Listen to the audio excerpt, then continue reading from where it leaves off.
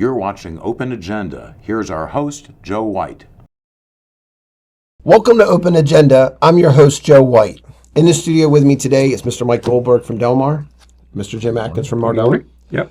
So it's not normal for us to have a show that comes out on Monday. This show is going to be about what's in the briefing book for tomorrow night's County Council meeting at 6 o'clock. We felt compelled to do this because there's over 170 pages, a lot of information, and there's contradictory information from the county executive in this. Mike, I want to go through the timeline that Jim has prepared and the notes that you have prepared. I want to give everybody just the facts, and then I want to take a break and come back and do some analysis of those facts, because it's nearly impossible to comment on it while you're trying to go through the timeline. But there's a lot of things that have been, I would say, restated that weren't facts in July. They're now all of a sudden are supposed to be fact in October. All right, so stay with us. When we come back, we're going to go through the timeline, and then later on, we'll give you some analysis of what's going to happen at Tuesday's meeting. So stay with us. We'll be right back. Welcome back to Open Agenda. In the studio with me is still Mr. Mike Goldberg from Delmar, Mr. Jim Atkins from Mardella. Yep. Thank you for sticking around. Sure. So we're going to go through the information that's in the brief book for the meeting this coming Tuesday. It's a night meeting, 6 o'clock in the government office building. The brief book came out last Friday, and there's a lot of information in it, over 100 pages, right? Yeah, it's in the, I think it's in the 170s. Yeah. So let's go through the highlights. First off, we're going to talk about the 287G, the MOA, the Memorandum of Agreement. Now, we have been told since day one that this is going to be between the Sheriff's Office and ICE. And I want to go through a little bit of that time history, but before that, we're finding out now that this MOA is actually between ICE and the Department of Corrections, right? That's correct. Yeah. All right. Sheriff's Department is never mentioned in the MOA. So in order to get here, I mean, we started back in July, specifically July 25th. Right. And this came out from Mike Lewis on an interview he did with WMDT, stating that he had a potential ICE agreement. And at the time, and even the county executives talked about this through the month of August, they were going to do the jail enforcement model, right? But we found out on September 4th that they've actually changed it to the warrant service officer, or warrant service officer. Yeah, warrant service officer model. And that was because the expense of the JEM model. Yeah, correct. Now, we have been told that the Sheriff's Office is fully staffed now, but Julie stated back on September 4th that they were switching this model because of potential shortages in the Sheriff's Office. Correct. We've documented on other shows that we don't have enough student resource officers in the schools, so even if we're fully staffed, we still have some gaps, Yes. right? So one of the big dates I have on my list that you prepared, Jim, is September 22nd. And Julie she had an interview with WBOC, and she stated that we want to ensure the council and public have a full opportunity to review and discuss this proposal before any final decisions are made. Correct. Okay. Now, in this briefing book, there is a final decision in the briefing book, right? The MOA is basically like, this is a yes or a no. It's written. It's there. We haven't had a public work session. Nope. Mike, I know you haven't missed any meetings. No public work sessions, no comments other than public comments. And there's been several people who've gotten up. I mean, you and I are in favor of an agreement, but we're not in favor of the lack of transparency of this agreement. It's not always what the end product is. It's how you got there. Yeah. And, it's the means the means to get there. So just 4 days later, on September 26th, we had more of another interview with the Baltimore Sun county executive. She stated in that interview, and I would really encourage anyone to go get that interview. Yeah. There's a lot of good information. And one thing, if you go to the Baltimore Sun website to read the article, it's not going to let you read it unless you buy a subscription to the newspaper. But if you stay on the same Google page that it is on and you go down a couple lines, there is a site there that will let you see the article for free. Okay. So you're able to read it. So Google, Baltimore Sun, September 26th. Yes. But that talks about that they were drafting an agreement with ICE, and the final decision would be made by the county council. Yes. And Mike, in the briefing book, I know there's some discrepancy there, but there is no place on this MOA for the county council to sign or the sheriff's office, which may just be a product of it's not a final draft, but also at the same time it may not be for them to sign, right? I mean, there's possibilities. I don't believe that the council has to be involved in endorsing this agreement. All right, so again, stating with what's in the briefing book, what we can see, there's emails from the county executive to the county council in there.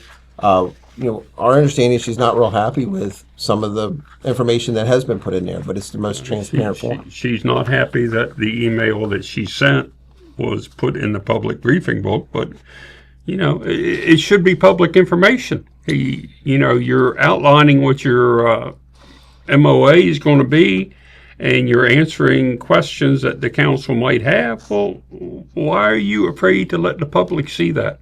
It's information the public wants to know. You're going to have an open work session tomorrow night on this. There is no public hearing scheduled at this time, and the best of my understanding, there is not going to be a public hearing scheduled. So the only chance you're going to get, because the work session will happen after the public comment session of the council, so the only choice or opportunity, thank you, that you're going to have to speak anything about this is going to be in the public comment section prior to their presentation. So if you don't know what you don't know, you're not going to be able to stand up there and address your concerns, because 15, 20 minutes later, they're going to talk about it, but they're not going to allow you to ask questions or talk about it at that point in time. Well, and that's why we're doing this show. Yes. The one place that people can get the majority of the information is go to the wycomicocounty.org website. Yep. And they can go to the agendas and get to the briefing book. Correct? Well, the first item on the left column, if you go to Wycomico County Council, and that page comes up on the very top left-hand side, you will see the first listing says briefing book. And all you have to do is click on that. It pulls up the full agenda, and it pulls up the entire briefing book. Okay. So for people who haven't been to meetings before, I think we should also explain they're going to have their legislative session. Yes. That agenda's posted. Then there's public comments. Then there's even a chance for the council to have comments. Correct. Then there's an open work session. Yes. Now, once they start the open work session, there's not another chance for the public to speak. That's what you were just saying. Yeah, the public is done. All they can do is sit there and listen. And as in past instances, sometimes when you hear things, they're not accurate, but you can't respond to them. Yeah. And sometimes when you are accused by the executive of saying something that you did not say, you don't have the opportunity to respond explain to the county executive that you're wrong. I want to talk about who that happened to. Yeah. I want to talk about that more later on. All right, so a couple other items that are on the agenda that are important, and in their briefing book as well, is they're going to move another $185,000 from the fuel farm out of the airport into a project out there for technical. Yes, for the tech school.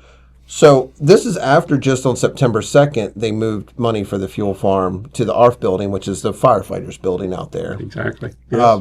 So now we're in a situation where we know the fuel farm was overfunded, I think, as Councilman Ennis said, by about 30%. Yeah. And we have brought up before that the other projects have been overfunded, and then the money being redistributed to other projects later on. So that's on there. And then I also want to talk about what's not on there. Our last show last week, we covered the tour that DNR took for the partnership parks with Debunking Creek State Park, which I understand why that's not going to be on there. But also this idea that they may start moving dredge spoils from Sharps Point into Conley Mill, and the fact that we have now passed the deadline, October 1st, to move the first 100,000 cubic yards of spoil out of Sharps Point. But there's no update. I mean, $2.3 million, and we don't know Are they there? Did we spend more? Did we spend less? What are we doing? Well, you've not only got that, but you've got a representative from the state who dealt with the dredging back in, I believe, 2021 with Executive Culver, who was under the impression that this dredge material was going to be barged to Deal Island like it was in 2021, and they're kind of like, well, what happened? They don't know anything about not getting it, so... In looking for what the plans are for the next dredging project, my research thus far is not complete. But what we do know is that the last dredging project was completed in 2023. I believe it was in December of 2023. And all of that material was pumped directly to a 75-acre site on Deal Island to restore it. And that was pumped from the lower Wycomico when they dredged the lower Wycomico. So future projects will cover, I assume, the middle portion and the upper portions up to Salisbury, but the lower part near the entrance to the Wycomico River has already been taken care of. Right.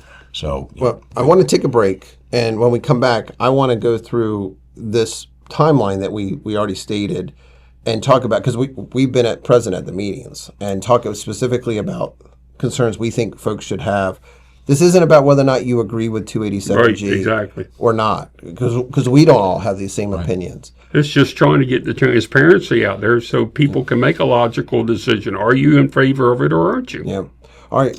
So stay with us. When we come back, we're going to dive more into the details of the MOA with ICE. So stay with us. We'll be right back. Welcome back to Open Agenda. In the studio with me still is Mr. Mike Goldberg. Thank you. Mr. Jim Atkins. Thank you. All right. So, gentlemen, we laid out the timeline.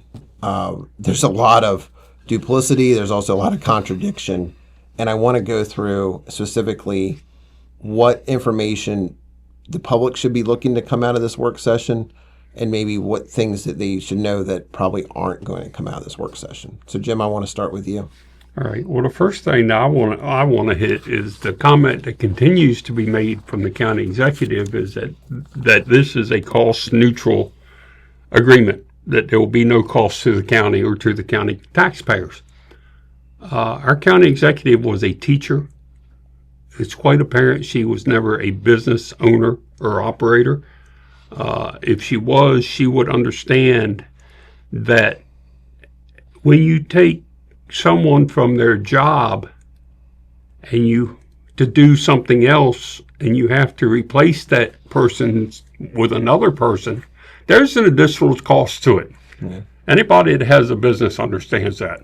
And more than likely, if your Department of Correction is, as I've been told by reliable people, about 28 people short on staffing, when you take a correctional officer and send him to an 8-hour class, you have to pay somebody else to cover their shift at the correctional department. And more than likely, that's going to be an overtime cost. Yeah, because they're already maxed out. Yes, they're already maxed out. They already have their own shifts. So there is a cost to it. Yeah. You know, you can't say there isn't a cost.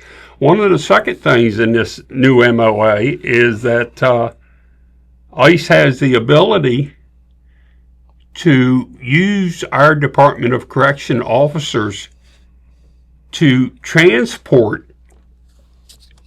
illegal aliens from Wycomico County Detention Center to the ICE Detention Center, which could be in Baltimore, could be anywhere. So we're going to be paying our correctional officers to be transporting people. So there is an additional cost. Potentially, the MOA is actually silent on who bears the cost of that. So that could be a friction point if it's silent on when that states, but earlier in all the part of the MOA, it talks about the salary of the law enforcement officer being the county's responsibility. So I cannot foresee how this would be any other different. Well, and Mike, you laid out the financial obligations that the county would have, and then what ones the ICE has. It's not very even. I mean, travel, housing, per diem, all has to be paid by the county for the folks to get trained, right? It's a very lopsided contract that favors the federal government. Basically, the county pays pretty much for everything to provide a service for the federal government. It's backwards. The federal government should be paying for the services provided by the county. It's a really sweet deal for the feds, and if I were negotiating this contract, it would. and that's the thing that really throws it all into perspective. The federal budget for ICE this year, last year was $10 billion with a B. This year it was raised to $29.5 billion with a B. Yeah. So they got a 3 times budget increase, but they want to put the cost of this agreement back on the county. Well, and look, Mike, you and we both have publicly stated that we're in favor of having some sort of MOA, but we both are looking for what is going to be the cost. I mean, there should be a budgeted amount. There's not. I mean, there's no way that you can ascertain what the costs are because nothing is fixed. There's too many variables. But one thing in this agreement that we've talked about, and I've talked about since we started this 2 months ago when we first started following it, and I keep trying to make sure the council members understand, is the section in this agreement which states, if ICE determines the training provides a direct service for the government and is in the best interest of the government may issue travel orders to selected personnel and reimburse travel, housing, and per diem expenses only. The law enforcement agency remains responsible for paying salaries and benefits of the selected personnel. So in other words, if they open an ICE detention center, let's pick Baltimore for sake of discussion. They can take the correctional officers that we have trained here in Wicomico County, of which we are reportedly 28 short on, and they can take the ones they have trained and say, we want them in Baltimore tomorrow. We need them. So now we're going to be further short here. We're going to be paying the salaries of our officers who will be in Baltimore County. We are going to be paying overtime to all the officers that then have to pick that up. Yeah. And that is, like Mike said, that is you can't forecast what that cost could be. And the salient point there is that although the federal government may reimburse, they are not required to reimburse. So I want to talk about the performative politics of this, especially when it comes from the county executive side. Because as you see in your timeline, the story has changed so many times. This is cost neutral. Now we don't have enough people. Now we do have enough people. We're going to have this type of MOU. Now we're going to have this type of MOA. At the end of the day, she is trying to put on the county council their signature on this. Yes. But we don't believe it's necessary. No. There's nowhere on that agreement for anybody to sign except the county executive. And she has authority over the Department of Corrections. If the sheriff's office was involved in this, then Sheriff Lewis would have to sign it because she does not have control over the sheriff's department. Yeah. But, and apparently the council's not involved in this because there's nowhere, when you see all the other MOAs and MOUs that come down, there's a line for the council president to sign on the form. There is no line here. in this case, there's two criteria that have to be considered that would result in the county council being required to sign off on it. One is that there's no dollar value assessed to this MOA.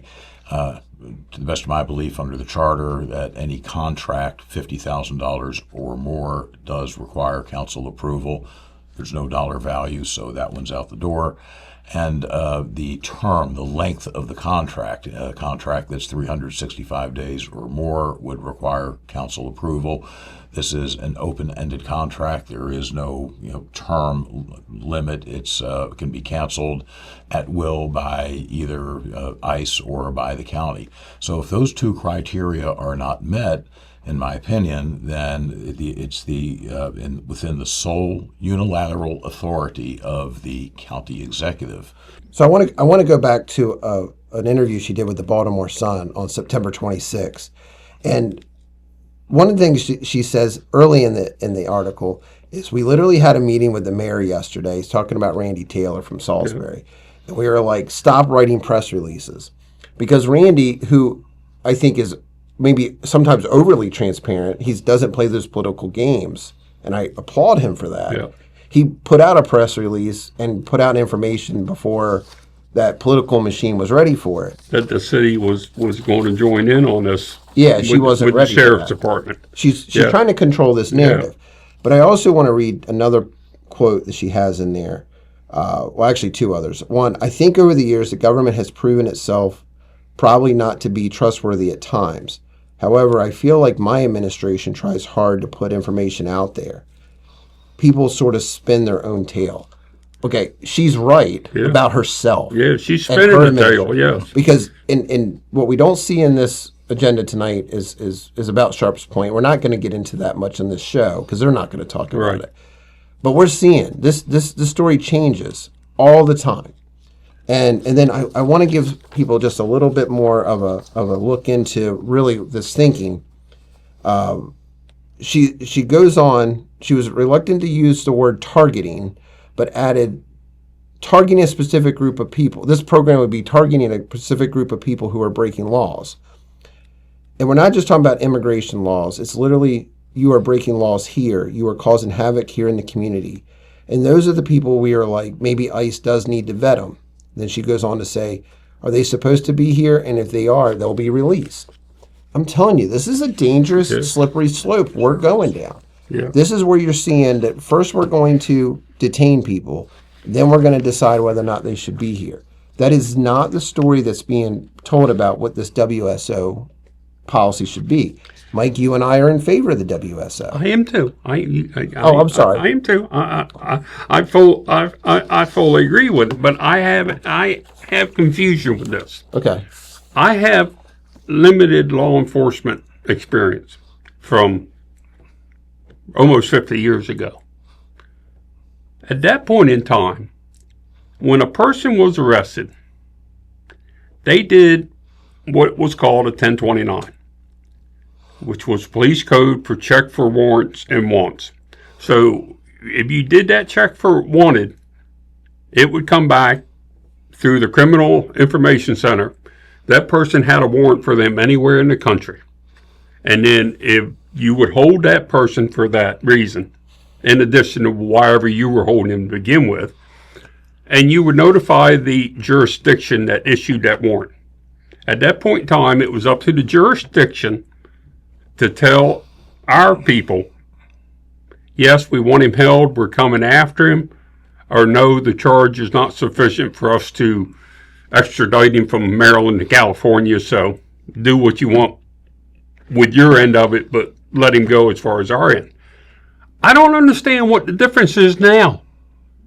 They do a wanted check on an individual now when they arrest them. Jim, it's campaign season. I understand. You started campaigning. Yeah, and well, that's it. But I think that's what the people in this county need to understand. Look, Mike, we talk about different political views. I mean, we're not all Republicans. We're not all Democrats. We're being used, and our resources are being used for political gain. Okay? I'm comfortable saying that. Yes. And if you don't believe me, and please don't take my word for it, show up tomorrow night. Show up at the council meeting, 6 o'clock. Watch this legislative work session. I'm sorry, not legislative session, work session. You're not going to be able to speak, but you're going to get to see this performative politics. Because as much as I support our sheriff, this system, this program is not being talked about openly and honestly by the people who we're talking about. And the problem with it is we're looking for a problem to a solution we already have. All this stuff is already in. You don't have to reinvent the wheel. You don't have to come up with detention center guards going in and issuing warrants. You don't have to have sheriff's department people going in and issuing warrants. All this stuff has been happening for 60 years. Why all of a sudden do we have to sign an agreement with the federal government that we're going to do this for you? Just keep doing what we should have done. I don't think we necessarily do. Look, there is an ICE office here in Salisbury. I would, according to their website, it is actually staffed by law enforcement personnel as well as people who deal with the immigration bonds. Is there any reason that their law enforcement people who are right on Naylor Mill Road can't come down? I mean, it's not like you're going to have 100 of these warrants a day. It's going to be an occasional thing. And in the event that there's nobody available in the local Salisbury office, 2.5 hours to Baltimore or 2.5 hours to Washington, D.C., where they got plenty of staff.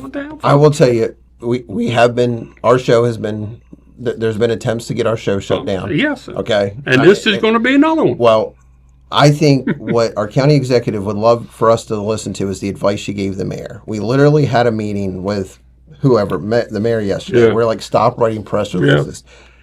They don't want this information out. And if you want another example of this, is moving money from the fuel farm over to this tech program out at the school out at the airport. The government is asking us not to ask questions, and every time we ask a question, we find another preposterous answer. Just to Mike's credit, there's probably a very simple solution to this 287G problem. As you said, we're looking for a solution for a problem we don't actually have.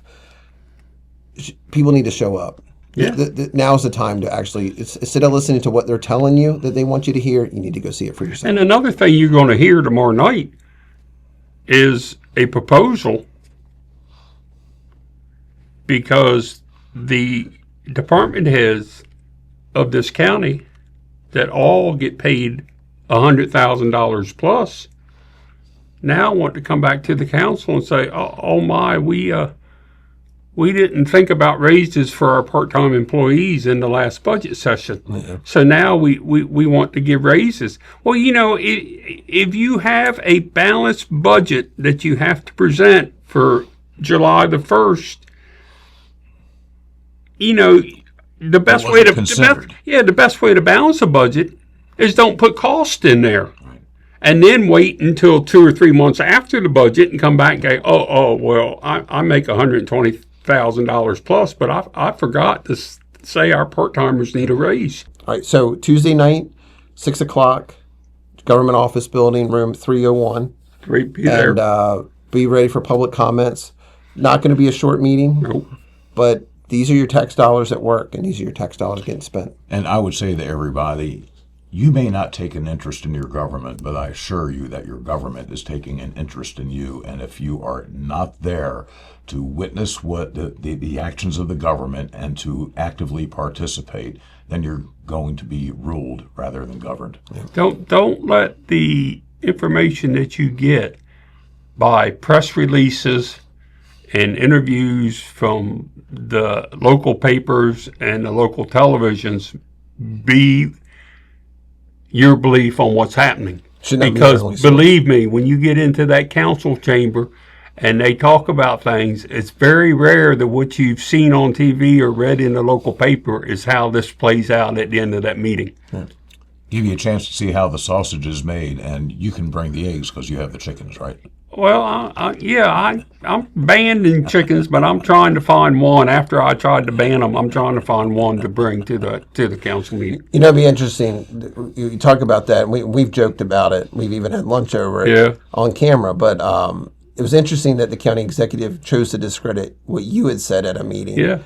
Because it's been very public that you've been working on this. So. Yes. So I mean, and I made a joke to one of the PAC 14 executives this morning when I came in that this may be the very last time you see us, because she has tried before to have us removed, and I'm sure after today it might happen again. Yeah.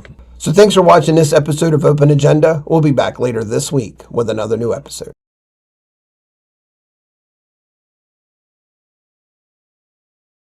Nobody tells me unless I ask.